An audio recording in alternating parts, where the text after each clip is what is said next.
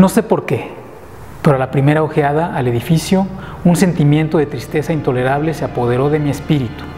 Digo intolerable porque esta impresión no estaba siquiera atenuada por aquella sensación casi agradable, por cuanto poética, con que generalmente recibe el cerebro las imágenes naturales, aunque austeras, de lo desolado y lo terrible. Miraba la escena que se desarrollaba ante mis ojos. La casa y las simples líneas del paisaje de los alrededores del dominio, los muros helados, las ventanas semejando cuencas vacías, unos cuantos lozanos juncos y algunos blancos troncos de árboles moribundos. Sentíase tal frialdad, tal desfallecimiento, tal angustia del corazón, una melancolía tan irremediable de la mente, que ningún estímulo era capaz de impulsar la imaginación hacia la idea de lo sublime. ¿Qué era aquello? Me detengo a pensar. Aquello que enervaba tanto en la contemplación de la casa Usher.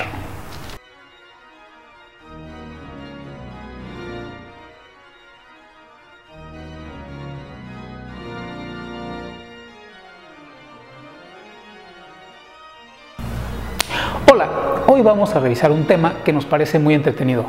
¿Por qué es que casas del estilo de la Quinta Gameros están relacionadas en el cine y en la cultura popular con las historias de brujas, de fantasmas, de científicos locos, en fin, con lo que es de terror, anormal o sobrenatural? ¿Por qué la casa de los locos Adams, la de los Monsters, la de Norman Bates en Psicosis y otras tantas casas de sustos en la cultura popular tienen una apariencia parecida? Bueno, tenemos algunas ideas, acompáñanos. Ahora bien, hay que aclarar que este es un cliché que viene más bien de la cultura anglosajona. En nuestra cultura mexicana, las historias de terror tienden a suceder en sitios diferentes, como en la película Macario, que está relacionada con el entorno rural y las casonas del estilo virreinal, o en la novela Pedro Páramo de Juan Rulfo, donde toda la acción sucede en un pueblo mexicano que se llama Comala. Bueno, tomémonos un momento para definir el estilo de estas casas a las que se les llama normalmente casas victorianas. Este término abarca varios estilos distintos de fines del siglo XIX y principios del siglo XX, como son el Regencia, el estilo dardiano, el neoclásico y el gótico. Las casas de las que hablamos tienen en común varios pisos, además de sótano y con frecuencia desván, buhardillas y otros espacios, es decir, decenas de habitaciones como un laberinto. La Quinta Gameros, por ejemplo, tiene más de 24 habitaciones y aquí iba a vivir una familia de 3 personas. Balcones y grandes ventanales por donde se pueden ver cosas misteriosas, torres y otras estructuras elevadas, varias entradas y salidas del edificio, generalmente con porches, escalinatas y fachadas, columnas de distintos estilos y otros adornos de piedra, techos abuhardillados y mansardas, madera tallada en exteriores e interiores, complicados trabajos de herrería en rejas, balcones, etc., pararrayos por si quieres resucitar un monstruo, muebles antiguos y recargados en su diseño, ventanas cubiertas con pesados cortinajes, alfombras de diseños exóticos, colecciones de arte, decoración interna con motivos caprichosos y grotescos que parece que te observan al pasar. Hay que recordar que cuando estas casas se construyeron, como la Quinta Dell, la Quinta Touché o las casas Luis Terrazas, esas casas eran las casas bonitas de la gente acaudalada. Nadie las construyó pensando que iban a ser casas de miedo. Nadie quiere vivir en una casa de espantos, ¿verdad? Pero algo sucedió y más o menos medio siglo después, este estilo pasó a ser el favorito en el cine, los cómics y la literatura como escenario de historias horripilantes. Esta clase de construcciones fue el acostumbrado por los magnates y empresarios americanos y de otros países que admiraban a Europa hacia finales del siglo XIX.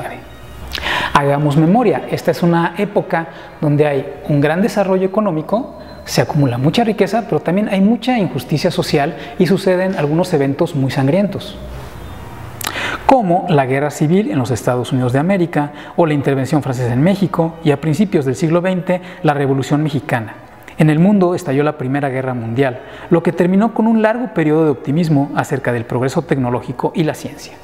En su época de auge, estas casas representaban como un mundo que estaba alejado del mundo de la gente común, donde las personas que tenían más poder y dinero vivían un poco separados de los demás. Una minoría que podía permitirse este lujo.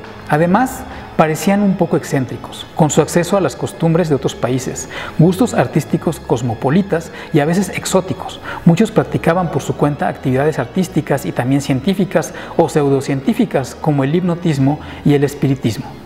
Entonces no era raro que le parecieran gente un poco como extraña. Incluso a los sirvientes o las personas que trabajaban con ellos les podían parecer distantes o con costumbres un poco exóticas. Además, algo que sucedía en esa época es que la forma en la que la gente se relacionaba con las enfermedades y con la muerte era muy diferente a la como lo vivimos hoy en día. Otro detalle es que hoy en día estamos acostumbrados a tener una relación muy distante con las enfermedades y con la muerte. Nos parecen cosas que suceden más a menudo en clínicas y hospitales. Era una época en donde lo más normal era que nacieras en tu casa, que si te enfermaras te atendieran ahí mismo, que los ancianos cuando llegaba la hora de morir murieran rodeados de su familia y en su propia cama, muy distinto a lo que vivimos hoy en día. Esto lo podemos apreciar en una cultura que trataba a la muerte de una forma más familiar y cotidiana de lo que estamos acostumbrados. Muchas costumbres de esa época, como la de tomarse fotografías con familiares difuntos o velar a la gente en su propia casa, hoy en día podrían parecernos un poco inquietantes. Pero después de la Primera Guerra Mundial sucede que avanza como una especie de desencanto con la cultura que construye estas mansiones. Algo parecido a lo que sucede en el México después de la Revolución.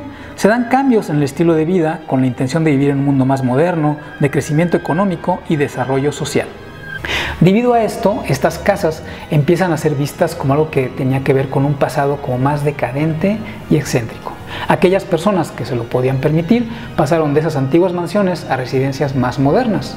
Las mansiones quedan abandonadas, poco a poco se van destruyendo, van decayendo o son habitadas por personas que no les pueden dar el debido cuidado.